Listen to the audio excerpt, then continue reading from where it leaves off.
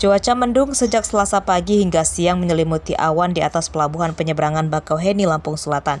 Ini mengkhawatirkan para pemudik dari Sumatera yang akan menyeberang ke Jawa. Pada H+2 Natal, pelabuhan Bakauheni terus dipadati pemudik tujuan Pelabuhan Merak. Pemudik didominasi penumpang pejalan kaki dan mobil pribadi.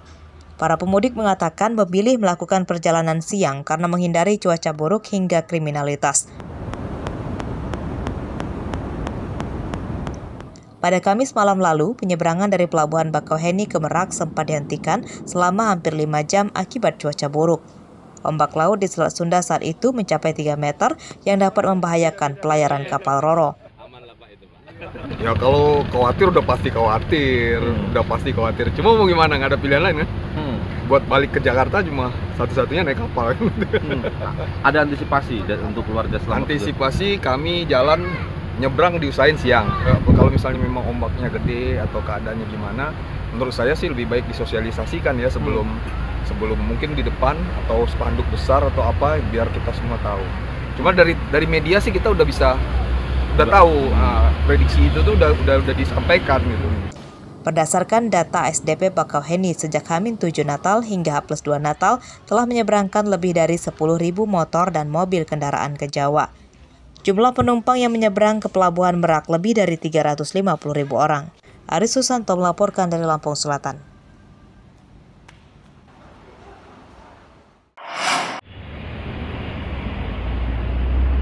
Cuaca buruk di Laut Lampung berdampak di jalur penyeberangan kapal Roro di Selat Sunda. Ini dikatakan oleh Kepala BMKG Maritim Lampung, Raden Eko Sarjono, Selasa siang. Ombak di sekitar pelabuhan Bakauheni mencapai 2,5 meter dengan kecepatan angin 20 knot.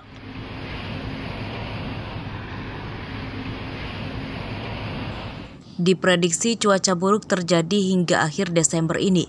Penyebabnya jarak bulan dengan bumi dalam titik terdekat. Angin kencang dan ombak tinggi di Selat Sunda terjadi pada sore dan malam hari. Di waktu itu, biasanya kapal Roro kesulitan bersandar di dermaga yang berdampak tertundanya waktu bongkar muatan.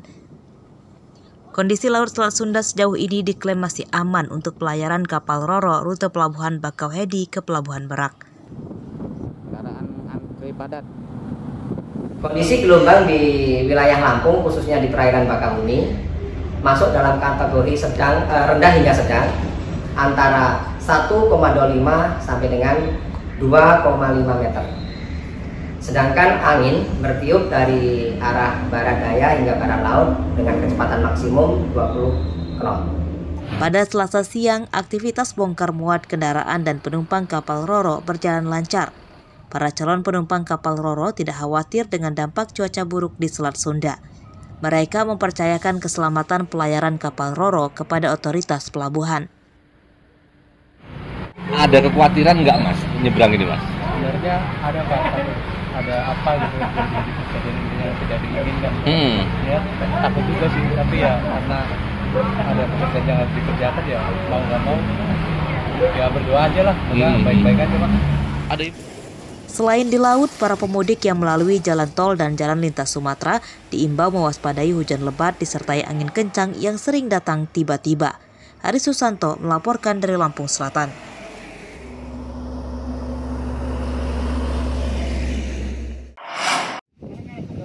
Ini buayanya nih, Pak. Seekor buaya naik ke darat di pinggir sawah di Desa Rawalagil, Kecamatan Rawapitu, Tulang Bawang, Selasa siang. Buaya sepanjang hampir 3 meter ini diduga berasal dari sungai yang tak jauh dari sawah.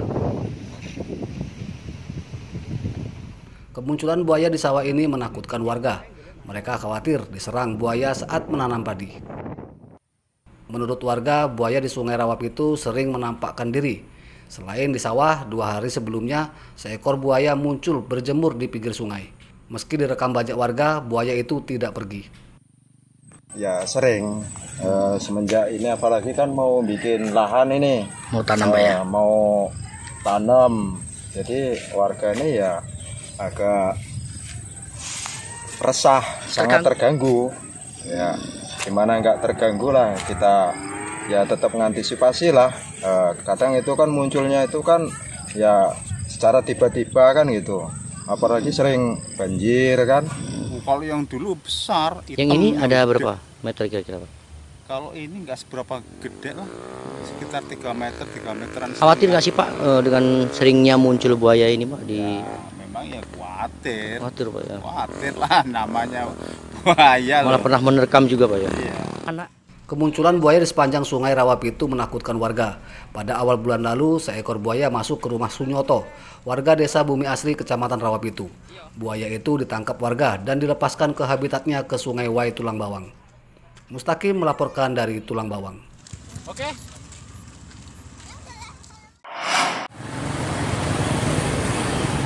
Dari 8 orang yang masuk dalam daftar pencarian orang atau buronan Kejaksaan Negeri atau Kejari Bandar Lampung, baru 2 orang yang ditangkap sepanjang 2022.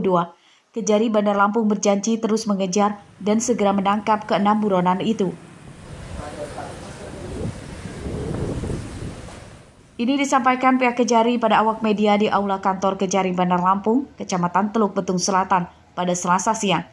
Kejari menjelaskan 2 buronan yang sudah ditangkap itu masing-masing terlibat dalam kasus pidana umum dan kasus korupsi. Mereka adalah Sri Utami yang tersangkut kasus penggelapan dan ditangkap di Pelabuhan Bakauheni, Lampung Selatan pada Juni 2022 lalu.